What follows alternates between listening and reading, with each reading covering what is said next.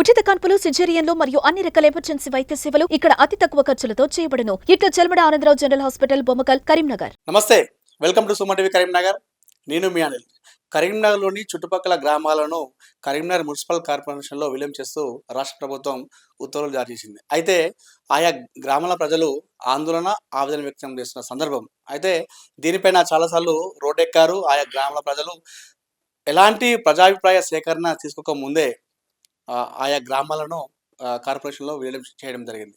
So ప్రస్తుతం నాతో ఉన్నారు బీజేపీ నాయకులు, ఎక్స్-ఎంపీ వాసల రమేష్ గారు. అసలు వారితో మాట్లాడదాం. అన్న నమస్తే. మీరు కొత్తపల్లి వాస్తవులుగా మీ గ్రామాన్ని, మీ మున్సిపాలిటీని కూడా కార్పొరేషన్ కలపడం జరిగింది. సో ఎలా చూస్తారు దీన్ని? లాభమా, నష్టమా ఈ గ్రామం కలపడం అనేది? అయితే మా గ్రామము గతంలో మేజర్ గ్రామ పంచాయతీగా ఉంది. మేజర్ గ్రామ పంచాయతీగా ఉన్నప్పుడు స్థానికంగా వనరులు ఎక్కువ లేవు కాబట్టి మాకు ఏ విధమైన అభివృద్ధి పనులు జరగకపోతుండే. ఇంతకుముందు ఈ గ్రామ పంచాయతీకి నేను కొంతకాలం సర్పంచ్గా పనిచేసినాను. నా మిసెస్ అంబికాదేవి గారు 2 సార్లు సర్పంచ్గా 2 టర్ములు చేసినారు. దాదాపు 3 టర్ములు మేము ఈ గ్రామాన్ని సర్పంచ్గా ఉన్నాము. నేను ఉప సర్పంచ్గా కూడా పనిచేసినాను, వార్డు మెంబర్గా కూడా ఈ గ్రామ పంచాయతీకి పనిచేసినాను. అయితే అప్పుడు మాకు బేరీజ్ వేసుకుంటే ఏంటంటే, నేను సర్పంచ్ రాకముందు అసలు గ్రామ పంచాయతీ బిల్డింగ్ చిన్నగా 2 రూమ్ల బిల్డింగ్ ఉండే. తర్వాత నేను వచ్చిన తర్వాత ప్రభుత్వం గ్రాంట్లతో కాకుండా, గ్రామ పంచాయతీ ఆదాయంతో కాకుండా నా రాజకీయ పలుకుబడి ఉపయోగించి ప్రజాప్రతినిధులను అందరినీ కూడా సమీకరించుకొని ఒక గ్రామ పంచాయతీ బిల్డింగ్ కట్టుకోగలిగినాము. తర్వాత కనీసం ఫర్నిచర్ కూడా లేకుండే, అప్పుడు ఫర్నిచర్ కూడా చేసుకోగలిగినాము. ఈ రకంగా గ్రామ పంచాయతీలో జనరల్ ఫండ్ కింద ఏదైతే ఇంటి పన్ను ద్వారా వస్తుంది, నీటి పన్ను ద్వారా వచ్చే ఆదాయం అటువంటి తప్పితే ఇతరత్ర ఆదాయం ఇక్కడ ఈ గ్రామ పంచాయతీలో లేదు. కాబట్టి ఆదాయం తక్కువ అనేది, జీతాలు ఇచ్చే పరిస్థితి లేదు, కరెంటు బిల్లు కట్టే పరిస్థితి లేదు. అప్పుడు కూడా మైనర్ పంచాయతీలకు బిల్లులు మినాయించారు, కానీ మేజర్ పంచాయతీలు, గ్రామ పంచాయతీ కరెంటు బిల్లు తప్పకుండా కట్టాలని నిబంధన ఉండింది. అయినప్పటికీ మేము మా దగ్గర డబ్బు లేక మేము ఎప్పుడు కూడా కరెంటు బిల్లులు కట్టలేదు. ప్రభుత్వంతో అప్పుడు మేము మెప్పించుకున్నప్పుడు చంద్రబాబు నాయుడు గారు మంత్రివర్గం ఉన్నప్పుడు, ఎన్టీ రామారావు గారు మంత్రి, కొత్తపల్లి సుబ్బారెడ్డి గారు మంత్రి ఉన్నప్పుడు నేను ఒక లెటర్ తీసుకొచ్చినాను. పాత ఏరియాస్ లేకుండా మేము డిస్కనెక్షన్ చేస్తామంటే, మీరు డిస్కనెక్షన్ అవసరం లేదు సార్, ఎందుకంటే మా దగ్గర డబ్బు లేదంటే మా ఆర్థిక పరిస్థితి చూసి మాకు మినహాయింపు ఇచ్చిన వాళ్ళు. అంటే అటువంటి పరిస్థితుల్లో పంచాయతీ ఉన్నది కాబట్టి మేమేమనుకున్నామంటే, దీన్ని ఏదైనా అప్గ్రేడ్ చేస్తే నిధులు వస్తాయి దాని మీదనే కష్టపడి మున్సిపాలిటీకి అప్గ్రేడ్ చేయించడం జరిగింది. ఉదాహరణకి 15,000 జనాభా ఉంటేనే కానీ మున్సిపాలిటీ చేయనని చెప్పినప్పుడు, కానీ మా 13,000 జనాభా ఉన్నది అప్పుడు. కానీ కనీసం పక్క గ్రామాలను కలుపుకొని చేస్తాం, ఎందుకంటే మా గ్రామ పంచాయతీకి తగిన ఆదాయ వనరులు లేవు. తద్వారా అభివృద్ధి కుంటుపడతా ఉన్నది. ఏదైనా రోడ్ చేసుకోవాలన్నా, డ్రైనేజ్ సౌకర్యం చేసుకోవాలన్నా, వాటర్ పైప్ లైన్ ఎక్స్టెన్షన్ చేసుకోవాలన్నా, కరెంటు పోల్స్ ఎస్టాబ్లిష్ చేయాలన్నా కూడా డబ్బు లేదు. కాబట్టి మేము గ్రామ పంచాయతీ ఆదాయం చేసుకోగలుగుతలేము. కాబట్టి ప్రజాప్రతినిధుల సహకారంతో ఇతర గ్రాంట్ల మీద మేము ఆధారపడి, మాకు అప్పుడు తెలుగుదేశం ప్రభుత్వం ఉండింది, తర్వాత టీఆర్ఎస్ ప్రభుత్వం ఉండింది. మన ప్రభుత్వం యొక్క అధికారులను, ఎమ్మెల్యేలను, ఎంపీలను వాళ్ళ గ్రాంట్ల ద్వారా ప్రత్యేక నిధులు మంజూరు చేసుకొచ్చి అభివృద్ధి చేయడం తప్పితే, ఇక్కడ లోకల్గా గ్రామ పంచాయతీ ఆదాయంతో చేసే పరిస్థితి, జీతాలు, కరెంటు బిల్లు కట్టే పరిస్థితి కూడా లేని కారణంగా మున్సిపల్ అయితే జరుగుతుందని చెప్పేస్తే అప్పుడు మున్సిపాలిటీ జరిగింది. దాని ద్వారా మాకు ఆదాయం వస్తుందని మేము అనుకున్నాం. తర్వాత మున్సిపల్ జరిగిన తర్వాత సంవత్సరానికి 11,000 రూపాయలు, 11 లక్షలు నెలకు మా పట్టణ ప్రగతి గ్రాంట్ ఇస్తామని ప్రభుత్వం ప్రకటించింది. ప్రభుత్వం 11 లక్షలు చేసింది, అది 3-4 ముచ్చటగానే అయింది. కొన్ని రోజులు ఎప్పుడైతే గ్రామ పంచాయతీ ఉన్నప్పుడు చాలిన ఆదాయం మాకు 56 లక్షలు మాత్రం ఉన్నది, ఏది పన్నుల రూపకంగా వచ్చేది. తర్వాత ఈ మున్సిపల్ వచ్చిన తర్వాత ఏమన్నా ఆదాయం మాకు ఇంక్రీజ్ అవుతుందని అనుకుంటే, మేము అన్ని ఆదాయాలు మేము సమకూరుస్తాం, మీకు చేస్తామని నెలకు 11 లక్షల రూపాయలు మేము ఇస్తామని ప్రకటించారు. ఆ 11 లక్షలు కొంతకాలం వరకే వచ్చింది. తర్వాత అది 7 లక్షలుగా మారింది, తర్వాత 5 లక్షలుగా మారింది, తర్వాత 4 లక్షలుగా మారింది. ఆ 4 లక్షలు కూడా 2023 అక్టోబర్ వరకే వచ్చింది. ఆ తర్వాత ఆ అక్టోబర్ కాలం నుంచి ఇప్పటి వరకు ఆ 4 లక్షలు కూడా లేదు. కాబట్టి ఏంటంటే ప్రభుత్వం నుంచి వచ్చే సహకారం లేదు. తర్వాత స్టాంపు డ్యూటీ ప్రభుత్వం నుంచి ఇక్కడ జమ కావడం లేదు, సీనియరేజీ రావడం లేదు. తర్వాత 14th finance commission, 15th finance commission గ్రాంట్లు సెంట్రల్ గవర్నమెంట్ నుంచి వస్తున్నాయి కాబట్టి స్టేట్ ఫైనాన్స్ కమిషన్ గ్రాంట్లు అవి మాత్రం రావడం తప్పితే ఇక్కడ వచ్చేది లేదు. తర్వాత జనరల్ ఫండ్ విషయానికి వస్తే మా దగ్గర ఏం చేసిండ్రు, మరి భువన్ యాప్ అనేది ఒకటి ఇంప్లిమెంట్ చేసి 56 లక్షలు సాలీన ఉన్న ఆదాయాన్ని 2,49,00,000కు ఒకటేసారి, అంటే 80%, 500% పెరిగింది ట్యాక్స్ ఒకటేసారి. ప్రజలకు ఇబ్బంది అయిపోయింది. అసలు సౌకర్యాలు మెరుగుపడడం లేదు, ట్యాక్స్ మాత్రం మెరుగుపడితే ఏం లాభం? దానివల్ల మేము తట్టుకోలేకపోతున్నాము. మరి చూస్తే ఏమవుతుంది, మేము ఆందోళన చేసినాము. ఇంటి పన్ను తగ్గాలి ఒకటేసారి. 56 లక్షలు ఉన్న ఇంటి పన్ను 2,49,00,000 పెంచితే దాని ప్రజలకు ఒకటేసారి చాలా బర్డెన్ అవుతుంది. కాబట్టి మీరు చేయకూడదని మేము రిప్రజెంటేషన్ చేస్తే కూడా ప్రభుత్వం దాన్ని తిరస్కరించింది. ఎందుకంటే మా యొక్క ఆదాయము గ్రామ పంచాయతీ యొక్క వేతనాలు, తర్వాత current bill, water supply maintenance, పారిశుద్ధ్య సిబ్బంది maintenance, out sourcing employees maintenance. ముఖ్యంగా ఏంటంటే గ్రామ పంచాయతీలో దాదాపు అంతా కలిసి పారిశుద్ధ్య సిబ్బంది ఒక 40-45 మంది ఉన్నారు. ఆ 45 మందికి గ్రామ పంచాయతీ ఉన్నప్పుడు సాలరీ 8,000 పర్ మంత్ ఉండే. అది 8,000 పోయి ప్రభుత్వం ఏం చేసిందంటే దాన్ని 12,000 పెంచేసింది. 12,000 పోయి 13,000 చేసేసింది. ఇప్పుడు 15,000 చేసేసింది. 15 చేసిన వాళ్ళు పెంచుకుంటూ కాయిదాలు చేయడమే తప్పితే ప్రభుత్వం దానికి సరిపడా నిధులు జమ చేయడం లేదు. మరి ఆదాయం పెరగడం లేదు. ఇక్కడ ట్యాక్స్ పెడితే పబ్లిక్ ఇబ్బంది పడతా ఉన్నారు. ఆ ఇబ్బంది పడి మేము ప్రజాప్రతినిధులమైన మేము కౌన్సిలర్ ఉన్న వాళ్ళ మీద ప్రజలు తిరగబడతా ఉన్నారు. మరి ఇదంతా కాదు అని మేము రిక్వెస్ట్ చేసి దీన్ని తగ్గించండి ట్యాక్స్ అని మేము రిక్వెస్ట్ చేస్తే అది కూడా రిజెక్ట్ చేయబడ్డది ప్రభుత్వం నుంచి. కాబట్టి ఇప్పుడున్న ప్రస్తుత పరిస్థితులలో మాకేమున్నది, అసలు పెంచితే పబ్లిక్ అల్లరి చేస్తా ఉన్నారు. పెంచినప్పటికీ ఆ పెంచిన 56 లక్షల నుంచి 2,49,00,000 అయితే కూడా మరి ఇక్కడ ఖర్చు కూడా 2 కోట్లు, దాదాపు 3 కోట్లు ఉన్నది. అంటే ఇంకా 50 లక్షలు పెంచితే కూడా మైనస్ లో ఉన్నది. ఇటువంటి పరిస్థితుల్లో ఈ మున్సిపాలిటీకి ఇతరత్ర ఇసుక క్వారీలు కానీ, సినరేజీలో క్వారీలు, గ్రానైట్ క్వారీలు కానీ ఇటువంటి ఇతర వనరుల ఆదాయం లేదు. షాపింగ్ కాంప్లెక్స్ ద్వారా వచ్చే కిరాయిల ఆదాయం కానీ ఏం లేదు. కేవలం ఇంటి పన్ను రావాలి, తర్వాత నీటి పన్ను రావాలి. ఇప్పుడు నీటి పన్ను కూడా మిషన్ భగీరథ పేరు మీద ఏం చేసిండు, మొత్తం మాఫ్ చేసేసారు నీటి పన్ను కూడా. ఇప్పుడు నీటి పన్ను కూడా రావడం లేదు. కేవలం ఏంటంటే 100 రూపాయలు, ఇంతకుముందు ఒక కనెక్షన్ తీసుకుంటే మేము 6,000 రూపాయలు తీసుకునేది. ఇప్పుడు రేషన్ కార్డు ఉన్న వాళ్ళకి మిగతా కనెక్షన్ కూడా ఫ్రీ ఇచ్చేస్తా ఉన్నారు. అట్లా ఆదాయం తగ్గింది. ఈ రకంగా ఈ పరిస్థితులలో ఈ గ్రామానికి జనరల్ ఫండ్ ద్వారా ఏదైనా అభివృద్ధి చేయాలంటే మేము చేయలేకపోతున్నాం. ఉదాహరణకి మేము కొత్తగా ఈ మున్సిపాలిటీ అయిన తర్వాత ప్రజలంతా మాకు వీధి లైట్లు లేవు, మీరు కనీసం బాధ్యత కదా మీరు వీధి లైట్లు పెట్టియండి అని అంటే మేము దాదాపు ఒక 150 ప్లేసులు ఐడెంటిఫై చేసేసి వీధి లైట్ల కోసం చేస్తే దాదాపు 16 లక్షల రూపాయలు ఎస్టిమేషన్ అయింది. 16 లక్షల ఎస్టిమేషన్ అయితే దానికి 10% మీరు టర్న్కి కడితే మిగతాది మీరు డబ్బులు పెట్టి వేసుకోండి అని చెప్పిండ్రు. దానికి దాదాపు 1,50,000 రూపాయలు మేము టర్న్కి కట్టేసాం డిపార్ట్మెంట్, ఎలక్ట్రిసిటీ డిపార్ట్మెంట్కు. తర్వాత చేస్తే మిగతా 15 లక్షలు కట్టి పోలు వేసుకోవాలంటే ఎప్పుడు కూడా గ్రామ పంచాయతీలో డబ్బు లేదు. ఎందుకంటే జనరల్ ఫండ్ లో డబ్బు జమ కావడం లేదు. వచ్చిన డబ్బు జీతాలకు సరిపోవడం లేదు, కరెంటు బిల్లుకు సరిపోవడం లేదు. ఇంతకుముందు కరెంటు బిల్లులు వెనక ముందు ఒక నెల వెనక ముందు అయినా వాళ్ళు చేసి, ఇప్పుడు ఈ టీఆర్ఎస్ ప్రభుత్వం వచ్చిన తర్వాత కరెంటు బిల్లు కట్టకుంటే మేము కంపెనీ యాక్ట్ కింద వాళ్ళు రిజిస్ట్రేషన్ అయిపోయింది కాబట్టి వాళ్ళు డిస్కనెక్షన్ చేయడం పెట్టారు. కాబట్టి తప్పకుండా కరెంటు బిల్లు కట్టాలి, తప్పకుండా జీతాలు ఇవ్వాలి. ఈ 2 ఇవ్వడానికి డబ్బులు సరిపోతలేవు. ఇక అభివృద్ధి పనులకు కనీసం 5 సంవత్సరాల నుంచి కరెంటు పోలు వేసుకుందామంటే మా దగ్గర డబ్బు లేదు. అటువంటి పరిస్థితులు గ్రామ పంచాయతీ ఉన్నది. కాబట్టి ఇక్కడ అభివృద్ధి ఏమైనా జరగాలంటే అదనపు ఆదాయం సమకూరాలి. గ్రామ పంచాయతీ మున్సిపాలిటీ అయితే ఆదాయం వస్తుంది ఇంకా చెడిపోయింది. మున్సిపాలిటీ నుంచి కనీసం కార్పొరేషన్ అయితే మరి స్మార్ట్ సిటీ ఫండ్స్ వస్తాయి, అమృత్ ఫండ్స్ వస్తాయి, తర్వాత సెంట్రల్ గవర్నమెంట్ గ్రాంట్స్ వస్తాయి. దానివల్ల మాకు డబ్బులు వచ్చి ఏమైనా అభివృద్ధి చేయడానికి ఆస్కారం ఉంటుందని ప్రజలందరూ కూడా విసిగిపోయినారు. మాకు ఈ పంచాయతీ ఇప్పుడు కొత్తపల్లి నుండి కరీంనగర్ దాకా దాదాపు కలిసిపోయింది. ఇప్పుడు కొత్తపల్లి రైల్వే స్టేషన్ వచ్చింది. ఇక్కడ పెద్ద ఎత్తున భారీగా కొత్తపల్లి మనోహరాబాద్ వచ్చింది. ఇప్పుడు కరీంనగర్ మెడికల్ కాలేజ్ కూడా కొత్తపల్లిలోనే ఎస్టాబ్లిష్ చేయడం జరిగింది. అనేక రకాలుగా ఈ రోజు విస్తరిస్తా ఉన్నది. కొత్తపల్లి దాకా దాదాపు విస్తరించి ఉన్నది, దాదాపు కలిసిమెలిసి ఉన్నది. అటువంటి అప్పుడు కలిస్తే అదనపు డబ్బు సమకూరుతుంది. ఆ డబ్బుతో ఈ గ్రామము, ఈ పట్టణం అభివృద్ధి చెందుతుంది కొత్తపల్లి అనే సంకల్పం మీద ప్రజలందరి అభిప్రాయము కలపాలనే ఉన్నది. వద్దని అంటే ఈ పరిస్థితులు బట్టి కేవలం కొంతమంది ప్రజాప్రతినిధులు మాలాంటి వాళ్ళ మాత్రం మా రాజకీయ పనులు ఎడవుతాయి. ఇప్పుడు 16 వరకు 12 కౌన్సిలర్లు, ఒక 4 కోఆప్షన్ మెంబర్లు ఉన్నాయి. 16 పోయి ఒక 2 అయితే అవుతుండొచ్చు కార్పొరేటర్లు. వీళ్ళకు మాత్రం ఇబ్బంది అనిపిస్తా ఉన్నది. ప్రజలు మా ప్రజాప్రతినిధులుగా మా బాధ్యత ఏముండాలి, మాకు ఏం జరిగినా ఎవరైనా ప్రజా సంక్షేమం కోసమే ఉండాలి.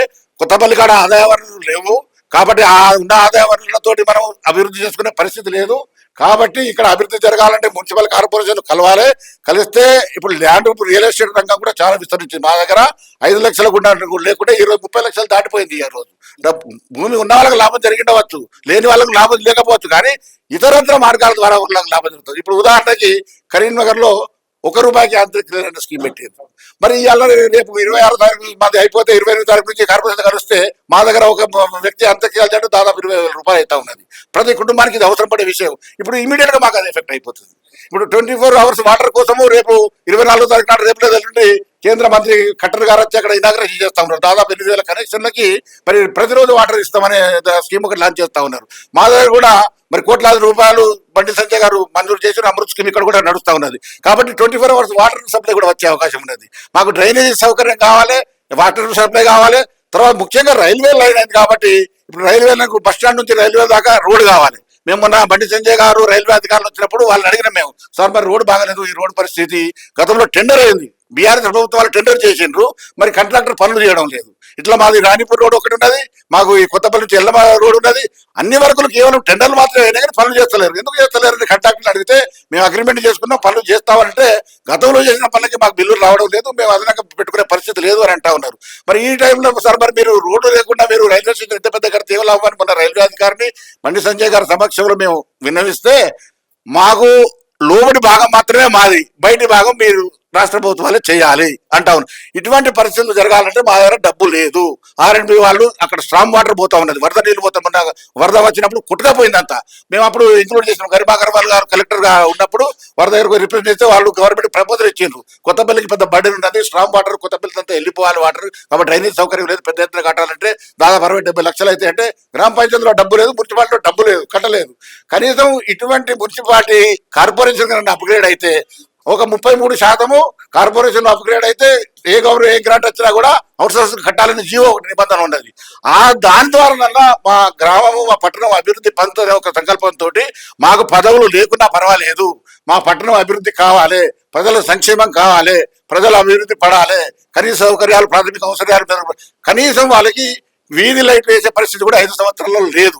ఇప్పుడు అది ఇంకా ఇప్పటికి కూడా స్టిల్ పెండింగ్ ఉన్నది. కాబట్టి అటువంటి అవసరాలు తీరాలంటే ఇప్పుడు ఇంటి ముందు బుగ్గ లేకుండా 5 సంవత్సరాలు లాగాలంటే ఈ రోజులు ఎంత ఇబ్బంది అండి. కరెంటు లేకుంటే ఫ్యాన్ లేకుంటే కనీసం పిల్లవాళ్ళు చదువుకునే పరిస్థితి లేదు, ఆ దోమల బాధని పట్టుకునే పరిస్థితి లేదు. మరి పారిశుద్ధ్యం కూడా దాన్ని నిర్వహణ సరిగా లేక, ఇప్పుడు పనులు సరిగా లేక, సఫాయి పనులు సరిగా లేక మరి పారిశుద్ధ్య నిర్వహణ సరిగా జరగడం లేదు, వాటర్ సప్లై డ్రింకింగ్ వాటర్ రావడం లేదు, ఎలక్ట్రిసిటీ ఫెసిలిటీ లేదు. ఈ కనీస అవసరాలైన తాగునీటి అవసరం కానీ, ఈ విద్యుత్ శక్తి విషయం కానీ, పారిశుద్ధ్య విషయం కానీ, ఈ అవసరాలన్నీ ఏదైనా కొత్త రోడ్లు వేసుకుంటామంటే కానీ, వాటర్ సప్లైలను ఎక్స్టెన్షన్ చేసుకుంటామంటే కానీ, ఇవన్నిటి కూడా నిధులు లేకపోవడం మూలాన ఎక్కడి అవసరాలు అక్కడే ఉన్నాయి, ప్రజలు చాలా ఇబ్బంది పడతా ఉన్నారు. కాబట్టి ఈ అన్ని ప్రాథమిక అవసరాలు తీరాలంటే ఒకటే మార్గం, ఇది కార్పొరేషన్ కలవాలి. ఈ మా కొత్తపేట పట్టణం కావచ్చు, మిగిలిన 5 పట్టణ గ్రామాలు కూడా కావచ్చు, అందరికీ ప్రజాప్రతినిధుల దగ్గర పదవులు పోతాయనే ఆ సంకల్పంతో వాళ్ళు వద్దని చెప్తా ఉన్నారు. కానీ ఇది ప్రజలకు సంక్షేమం కావాలంటే పట్టణీకరణ జరగాలి తప్పకుండా. ప్రభుత్వం ద్వారా, కేంద్ర ప్రభుత్వం ద్వారా అనేక గ్రాంట్లు వస్తూ ఉన్నాయి. ఈ రోజు కేంద్ర ప్రభుత్వం ద్వారా అనేక డిపార్ట్మెంట్లు కూడా డెవలప్మెంట్ అవుతా ఉన్నాయి. మరి అటువంటిప్పుడు అటువంటి నిధులు సమకూరితే కానీ అభివృద్ధి జరగదు అనే సంకల్పంతో మేము ఉన్నాము. ప్రజా సంక్షేమే ముఖ్యము, ప్రజాప్రతినిధుల పదవులు ముఖ్యం కాదనే భావంతో ఉన్నాము. కాబట్టి ఇది అమలు ఏదైతే విలీనం ప్రక్రియ జరిగిందో, ఎందుకంటే మాకు పెంచవలసిన ట్యాక్స్ ఆల్రెడీ పెరిగిపోయింది. భువన్ యాప్ లో మా దగ్గర 56 లక్షల నుంచి మాకు 2,49 అయిపోయింది. మళ్ళీ కొత్తగా పెరిగేది ఏమి లేదు. ఇప్పుడు మాకేమైనా జరిగితే మా అవసరాలు తీరేందుకు అదనపు గ్రాంట్లతో జరుగుతుంది. కాబట్టి దాని ద్వారా మాకు లాభం జరుగుతుంది. కాబట్టి 24 గంటల వాటర్ వస్తుంది, పారిశుద్ధ్యం పని మెరుగైపోతుంది, కరెంటు అవసరాలు మెరుగైపోతాయి, ఇవన్నీ అయిపోతాయి. కాబట్టి ఇక్కడ మాకు ఈ అవసరమే ఉన్నది. కాబట్టి దయచేసి మేము మా యొక్క పరిస్థితి, ఇప్పుడు ఈయన కూడా కార్పొరేటర్ భార్య, వీరు కూడా కార్పొరేటర్, మా యొక్క అభిప్రాయం బీజేపీ తరఫున మాత్రం మేము చెప్తా ఉన్నాము, ఇది విలీనం చేస్తే ప్రజలకు లాభం, ఆ దిశగానే ఉండాలి. ఇప్పుడు చేసేది కూడా ఏం లేదు, గెజిట్ కూడా వచ్చేసింది, ఆల్రెడీ అవుతుంది. ప్రజా సంక్షేమాన్ని దృష్టిలో పెట్టుకుని అందరూ పనిచేయాలని ఈ సందర్భంగా మేము ప్రజల పక్షాన మేము మాట్లాడుతున్నాం, మా అభిప్రాయాన్ని వ్యక్తీకరిస్తున్నాం. అంటే అన్న ఇది కొత్తపల్లి మున్సిపాలిటీ కాబట్టి అటు గ్రామ పంచాయతీ లేదు, ఇటు కార్పొరేషన్ లేదు, కాబట్టి అభివృద్ధి కుంటుపడిందని చెప్తున్నారు. మరి మిగతా గ్రామ పంచాయతీల పరిస్థితి ఏంటి? కొత్తపల్లి మున్సిపాలిటీ ఉంది కాబట్టి కలిపితేనే బెటర్ అంటున్నారు. సో మిగతా గ్రామాలు గ్రామ పంచాయతీ ఉంది కదా, సో అవి కూడా కలిపితే బాగుంటుందా, ఎలా ఉంటుంది అనుకుంటున్నారు? ఇప్పుడు గ్రామ పంచాయతీలు ఎక్కడ కూడా సెల్ఫ్ సఫిషియెంట్ లేవండి. ప్రభుత్వం టీఆర్ఎస్ వచ్చిన తర్వాత కొత్త గ్రామ పంచాయతీ చట్టం తీసుకొచ్చింది, కొత్త మున్సిపల్ చట్టం తీసుకొచ్చింది.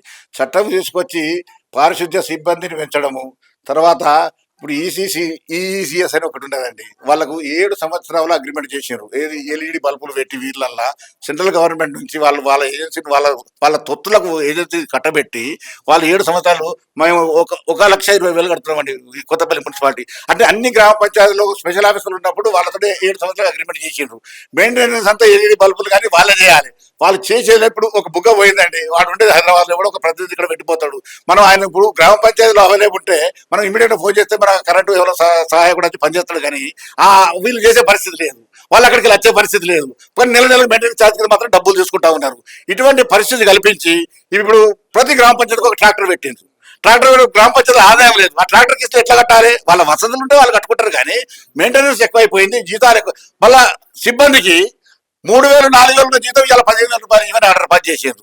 ఈ 10,000 రూపాయల గ్యాప్ ఉన్నది అమౌంట్ ఎవరు ఇవ్వాలండి? గ్రామ పంచాయతీల పరిస్థితి అట్లే ఉన్నది. ఇప్పుడు సర్పంచ్ ఊర్లలో వర్కులు చేసారు. వర్కులు చేస్తే సర్పంచ్లకు డబ్బులు బిల్లులు పేమెంట్ చేయాలి కదా. ఈ రోజు బిల్లులు పేమెంట్ చేసే పరిస్థితి లేదు. చచ్చిపోతే ఆత్మహత్యలు చేసుకొని ఉన్నారు. మరి వాళ్ళకు కరెంటు బిల్లులు కట్టలేక మరి బిల్లు కట్టకుంటే ఫీజులు విక్కపోతారు. ఫీజులు విక్కపోతే సర్పంచ్ తిడతారు, ఏం రమ్మంటే కూడా నువ్వు కనీసం ఇదన్నీ చేయలేదని. మరి కరెంటు బిల్లు కట్టలేక మరి ఈ ఇంటి పన్ను వసూలు కాక ఇప్పుడు బిల్లులు వసతి లేకుంటే బిల్లులు సరిగ్గారు, అవి అయితే లేవు, ఆదాయం లేదు. ఉన్న ఆదాయాన్ని వీళ్ళు జీతాలు వేసి తర్వాత ట్రాక్టర్లు ఇచ్చేసి ఎసెన్షియల్ కమాడిటీస్ వాళ్ళకు కరెంటు అగ్రిమెంట్ చేసేసి వాళ్ళకి మాత్రం టెన్షన్గా డబ్బులు కట్టాలంటే సర్పంచ్లు ఇవాళ ఏమనుకుంటున్నారంటే ఈ దరిద్రం మాది పోతేనే నయం, మేము డబ్బులు పెట్టి కట్టలేము, మేము ప్రతినిధులు ఉంటే వాళ్ళు కరెంటు వాళ్ళు బిల్లు కట్టమంటారు, వీళ్ళేమో ట్యాక్స్ కట్టమంటారు. ప్రభుత్వం నుంచి అక్కడ కూడా గ్రామ పట్టణ ప్రగతి ఎట్లా ఉన్నదో మా గ్రామీణ ప్రగతి కూడా వాళ్ళు నిధులు అది కూడా సేమ్. ఇప్పుడు మా దగ్గర 11 నుంచి ఎట్లయితే 4కి వచ్చిందో అది కూడా అక్టోబర్ నుంచి రావడం లేదు. అది కూడా గ్రాంట్ ప్రభుత్వం నుంచి రాక ఇవన్నీ వాళ్ళు కూడా సొంతంగా డబ్బులు సర్పంచ్ ఇన్వెస్ట్మెంట్ చేసి పనులు చేస్తే ఇప్పటి వరకు బిల్లులు లేవండి. ఇప్పుడు ఊర్లో నడిచే డీజిల్, ఇప్పుడు వెహికల్ నడిస్తే డీజిల్ పోయాలి, పెట్రోల్ డీజిల్ ఎంత ఉత్తర పోస్తాడండి ఆయన? డీజిల్ పోసే పరిస్థితి లేదు. పోసిన దానికి బిల్లు ఇస్తా అంటే కూడా ఈ కుబేరు పెట్టి వాళ్ళు అక్కడికి వెళ్ళి బిల్లు పాస్ అయి రావాలి. గ్రామ పంచాయతీ కేవలం జీతాలు తప్పితే మిగతా ఏ అకౌంట్ అయినా కూడా నర్సరీ కానీ అది కానీ ఏది చేయాలన్నా కూడా బిల్లులు పాస్ కావాలంటే రోజు పనిచేసే కూలీలకు కూడా ఆ బిల్లులు పాస్ కావాలంటే అక్కడికి వెళ్ళి పాస్ అయి రావాలి. చెక్ 10,000 రూపాయల కన్నా ఎక్కువ చెక్ ఉంటే గవర్నమెంట్ క్లియరెన్స్ చేయాలి. గవర్నమెంట్ సెంట్రల్ గవర్నమెంట్ వాడుకుంటుంది డబ్బు, స్టేట్ గవర్నమెంట్ డబ్బు ఇస్తలేదు. రెండు ఇయ్యాక ఈ కాంట్రాక్టర్లు వాళ్ళ పెట్టుబడితో డబ్బులు చేసుకుంటా వాళ్ళకు కూడా రిలీఫ్గా ఉన్నది. ఈ ప్రాథమిక అవసరాలు ఏవైతే సబర్బన్ ఉన్నాయో, సరౌండింగ్ విలేజెస్ ఉన్నాయో, ఇప్పుడు గతంలో పట్టే చింతకుంట ఆల్రెడీ కలిపిందే తీసేసారు, బొమ్మకలు కలిపిందే తీసేసారు, మల్కాపూర్ లక్ష్మీపూర్ కూడా ఒక గోపాల్పూర్ మరియు దుర్షడ్ మాత్రమే ఇప్పుడు కొత్తగా కలిసినాయి. గోపాల్పూర్ దుర్షడ్ కూడా ఇప్పుడు మాట్లాడితే వాళ్ళు ఏమంటారు? ఉపాధి హామీ పథకం నిద్రపోతాడు. ఉపాధి హామీకి ఎంతమంది పోతుండ్రండి? ఉపాధి హామీకి ఇప్పుడు మేము ఉపాధి హామీ కూలీకి ఇచ్చేది 200 రూపాయలు, జనరల్ గా కూలికి పోతే ఇచ్చేది 500 రూపాయలు. 500 రూపాయల పని దొరకన్నాడు ఉపాధి పనికి వాళ్ళు పోతుండ్రు. అది ఏంటంటే రాజకీయ నాయకులు తప్పించుకోవడానికి చెప్పే మాట అది. అంటే కొంతమంది నాయకులు మాట్లాడుతూ గతంలో కార్పొరేషన్ కలిపినటువంటి సదాశివపల్లి లాంటి గ్రామాలు కూడా అభివృద్ధి కుంటుపడిపోయింది కార్పొరేషన్ కలుపుతున్నట్టుగా కొంతమంది నాయకులు మాట్లాడుతున్నారు. అది తప్పు. అది ఇప్పుడు సదాశివపల్లికు తీగలవంతరకు అంత పెద్ద రోడ్ అయింది కదా అండి, సదాశివపల్లికు డైరెక్ట్ లింక్ అయిపోయింది కదా, ఇప్పుడు రివర్ ఫ్రంట్ అవుతుంది కదా అక్కడ. ఇప్పుడు ఏమేమి వాళ్ళ భూములకు ధరలు వచ్చినాయి కదా.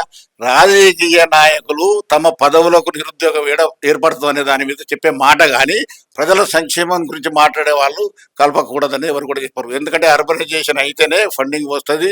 ఇప్పుడు రాష్ట్ర ప్రభుత్వాలు ప్రస్తుతం గతంలో ఉన్న రాష్ట్ర ప్రభుత్వం కానీ ఇప్పుడున్న రాష్ట్ర ప్రభుత్వం కానీ నిధులు ఇచ్చే పరిస్థితిలో లేదు, అప్పులు పెంచుకుంటూ పోతున్నారు. అవి వాళ్ళ కనీస అవసరాలకు సరిపోవడం లేదు. అటువంటి పరిస్థితులలో కనీసం సెంట్రల్ గవర్నమెంట్ గ్రాంట్లు రిలీజ్ చేస్తే సెంట్రల్ గవర్నమెంట్ మాత్రం అదే రాష్ట్ర ప్రభుత్వానికి ఇస్తే కూడా రాష్ట్ర ప్రభుత్వం కూడా సకాలంలో ఇవ్వక సర్పంచ్ బిల్లులు పెండింగ్ ఉన్నాయి. కాబట్టి వాళ్ళు డైరెక్టర్ ఇస్తే రాష్ట్ర ప్రభుత్వం కొట్లాడుతూ ఉన్నది. కాబట్టి వీళ్ళు సరికొన్నాక వాళ్ళు ఎందుకు డైరెక్టర్ ఇస్తారండి? వేసినప్పుడు కేంద్ర ప్రభుత్వం గ్రాంట్లతోటి కేంద్ర ప్రభుత్వం యొక్క పారదర్శకతతోటి పనిచేసే విధానంతో ఈ గ్రామాలు కానీ ఇవన్నీ అభివృద్ధి చెందే అవకాశం ఉన్నది.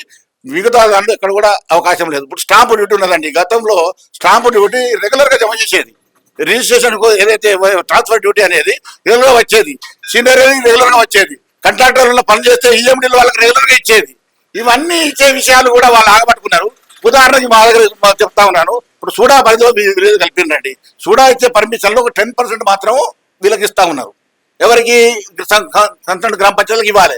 ఆ 10% కూడా వాళ్ళు గవర్నమెంట్ దగ్గర ఆపెట్టుకున్నారండి, రిలీజ్ చేయడం లేదు. కోట్లాది రూపాయలు గవర్నమెంట్ దగ్గర రిలీజ్ చేయకుండా పెట్టుకుని వాళ్ళు ఇవాళ మేము అభివృద్ధి జరుగుతలేదు అన్నట్టు. ఇప్పుడు సూడా ఉన్నది, సూడా లోపల మా దగ్గర నుంచి లక్షలాది రూపాయలు కోట్లాది రూపాయలు జమ అవుతా ఉన్నాయి. వాళ్ళు డెవలప్మెంట్ కోసం మాకు పెట్టచ్చు కదా, ఇప్పుడు అందులో ఫండ్ అవుతున్నది కదా, డైరెక్ట్ సూడాకే జమ అవుతుంది కదా, అది గవర్నమెంట్ పోతులేదు కదా, దాని ద్వారా అభివృద్ధి జరుగుతుంది కదా. సూడా పరిధి అయినా కూడా ఏదైనా ఇప్పుడు మా గ్రామం నుంచి జరిగే పని మాకు 33% మా కొత్తపల్లి మున్సిపాలిటీ ఉన్నది, సరుకులు కలిగి గవర్నమెంట్ జీవో ఉన్నది. ఏ ప్రాంతం నుంచి అయితే నిధులు జమ చేయబడతాయో కనీసం 33% వాళ్ళకు పెట్టాలి. మరి ఆ నిధులతో అభివృద్ధి జరుగుతుంది కదండి, జరుగుతుంది కదా. గతంలో ఉన్న 2 ప్రభుత్వాలు కూడా టీఆర్ఎస్ కావచ్చు కాంగ్రెస్ కావచ్చు బిల్లులు సకాలంలో కాంట్రాక్టులు ఇయ్యని కారణంగా అభివృద్ధి కుంటుపడింది. కనీసం బ్లీచింగ్ పౌడర్కి పైసలు ఇచ్చే పరిస్థితులు ఇవ్వాలి, లేకుంటే గ్రామంలో బ్లీచింగ్ పౌడర్ చల్లే పరిస్థితి లేదు. అంటే సర్పంచుల్లో ఇవే సరిపోతారు, నాట్ ఓన్లీ కలిసే విలేజ్ కాదు, కామన్గా అన్ని సర్పంచులకు కూడా ఆ ప్రాబ్లం ఉన్నది. కాబట్టి కొంతమంది ఏమనుకుంటారు, ఆడతో మా కూడా కలిస్తే పీడబోతుండే కదా అనుకుంటారు, కలవని వాళ్ళు కలిసే వాళ్ళు ఇట్లా అంటారు. కానీ ఓవరాల్ గా మా అభిప్రాయం మాత్రము పట్టణీకరణ జరగాలి, నిధులు దండిగా రావాలి, వచ్చిన నిధులు కూడా అవుట్స్కట్స్ కి తప్పకుండా పెట్టాలండి. 33% పెట్టి తప్పే ఉన్నది. ఇప్పుడు అభివృద్ధి మీరే స్మార్ట్ సిటీ కింద మీకు 400 కోట్ల రూపాయలు వచ్చినాయి, మీకు చేసారు. రేపు భవిష్యత్తులో వచ్చే పైసలు మరి అవుట్స్కట్స్ ఖర్చు పెట్టి డెవలప్ చేయాలి వచ్చే ప్రజాప్రతినిధులు. ఇప్పుడు ఎట్లా టర్మ్ అయిపోయింది కాబట్టి ప్రభుత్వం కూడా కలిపినది. ఇప్పుడు నాలుగోజన నిర్వహణండి, వాళ్ళకు కలిపినప్పుడు వాళ్ళు అర్థం చేసుకోవాలి. వాళ్ళకు కలిపితే ప్రజలతో ఇబ్బంది అవుతుంది, మళ్ళీ రేపు అవసరాలు మెరుగుపడతాయి. ట్యాక్సులు పెంచుకుంటూ ట్యాక్సులు పెరుగుతున్న మాట కూడా వద్దు. మా దగ్గర 3 సంవత్సరాలు ట్యాక్స్ హైడ్ ఇచ్చిండ్రు, 3 సంవత్సరాలతో అబాధగా పెంచేసారు, దానివల్ల ఇబ్బంది అయిపోయింది. ఇప్పుడు కూడా ఆ ఇబ్బంది అట్లే ఉన్నది, అది కావడం లేదు. కాబట్టి ట్యాక్సుల విషయంలో కూడా ప్రభుత్వం సౌకర్యాలను బట్టి ట్యాక్సులు పెంచాలి, కానీ ట్యాక్సులు మాత్రమే పెంచుకుంటూ పోతాము సౌకర్యాలు మెరుగుపడతాం అనే విషయం కాదు. ప్రభుత్వం ఆర్థికంగా దృష్టి సారించాలి. ప్రస్తుతం మీరు బీజేపీలో ఉన్నారు, అదేవిధంగా స్థానిక ఎంపీ కేంద్ర మంత్రిగా కొనసాగుతున్నారు. సో ఈ ఏదైతే గ్రామాలు ఉన్నాయో విలీన గ్రామాలను దానికి ప్రత్యేకమైన నిధులు తెచ్చుకునే అవకాశం ఉందా, మీరు ఎలా ఉంటుంది? అయితే మేము కేంద్ర మంత్రి గారిని అడిగినాము, కానీ ఇక్కడ మీకు కూడా తెలుసు, డైరెక్ట్ గా కేంద్ర ప్రభుత్వం రాష్ట్ర ప్రభుత్వానికే ఇస్తుంది, కానీ డైరెక్ట్ గా గ్రామ పంచాయతీలు కానీ పట్టణాలు కానీ లోకల్ బాడీకి ఇచ్చే అవకాశం లేదు. కాబట్టి మేమేమంటున్నాం అంటే, నిన్ననే మా మంత్రి గారిని బండి సంజయ్ గారిని అడిగినాము. మరి ఇక్కడ మాకు డబుల్ బెడ్రూమ్లు చాలా రోజుల నుంచి ఎంతో మంది ఇళ్ళ కోసం చూసిండ్రు, వాళ్ళు డబుల్ బెడ్రూమ్లు ఇవ్వలేదు. మరి ఇవాళ కూడా దరఖాస్తులు వచ్చినాయి, మాకు అసలు ఇస్తానని దరఖాస్తులు ఇస్తున్నారు, మాకు చేయలేదు. అటువంటి వాళ్ళకు న్యాయం చేయాలంటే మీరు రాష్ట్ర ప్రభుత్వంలో ఇక్కడ మంత్రితో ఇప్పుడు కేంద్ర గృహ నిర్మాణ శాఖ మంత్రి వస్తారు, రేపు వచ్చినప్పుడు చాలా ఊర్లలో ఈ ప్రాబ్లమ్స్ ఉన్నాయి. కాబట్టి గృహాలు లేని వాళ్ళు చాలా మంది ఉన్నారు, వాళ్ళ గృహాలు కల్పించాలంటే మీరు రాష్ట్ర ప్రభుత్వంలో మంత్రి గారితో కూడా ఒక రిక్వెస్ట్ చేసి మన తరఫున కూడా కొన్ని ఇల్లు వాళ్ళకు, అంటే రాష్ట్ర ప్రభుత్వం మంజూరు చేసినప్పటికీ కేంద్ర ప్రభుత్వం ఇప్పుడు ప్రధానమంత్రి ఆవాస్ యోజన ఉన్నది, ఇప్పుడు అర్బన్ విలేజ్లకు పెట్టవచ్చు. కాబట్టి మీరు ప్రధానమంత్రి ఆవాస్ యోజన కింద కొన్ని ఇల్లు మీరు మంజూరు చేపియండి రాష్ట్రానికి, మీ కోట కింద చేపించి అందులోకి వెళ్ళి కొన్ని గ్రామీణ ప్రాంతాల్లో మన వాళ్ళకు కూడా ఇవ్వనండి, మీరు అందరికి ప్రజలకు సౌకర్యం చేయండి. అందులోనే మీరు ఇల్లు మంజూరు చేస్తే కొంతమందికి వస్తాయని మేము రిక్వెస్ట్ చేస్తా ఉన్నాము. రేపు మంత్రి గారు వచ్చిన తర్వాత మాట్లాడుతూ పొంగులేటి గారు కూడా వస్తారు రేపు, గృహ నిర్మాణ శాఖ మంత్రి వారు. ఆ గృహ నిర్మాణ శాఖ ఈ గృహ నిర్మాణ శాఖ ఇద్దరు కలిసి ప్రజల సంక్షేమం చూసుకొని ఇక్కడ పార్టీల విషయం విడిచిపెట్టి నిజంగా ఎవరైతే పూర్ ఫీలర్స్ ఉంటారో, వాళ్ళకు ఇల్లు లేని వాళ్ళు ఉంటారో వాళ్ళకి ఇల్లు ఇవ్వాలి. చాలా మందికి జాగాలు కూడా లేవు, జాగాలు కూడా మీరు ప్రభుత్వ స్థలాలు ఉంటే పైరవీలకు పోయి మన ఇంట్లో డ్రైవర్లు పనిచేసుకునే వాళ్ళకు, మన దగ్గర సెక్రటరీలు పనిచేసిన వాళ్ళకు పట్టా సర్టిఫికెట్లు ఇచ్చే బదులు నిజంగా నిరుపేదల ఇళ్లకు పట్టా సర్టిఫికెట్లతో సహా ఇల్లు మంజూరు చేయాలి, ఇల్లు జాగాలు ఉన్న వాళ్ళకు నిధులు మంజూరు చేయాలి.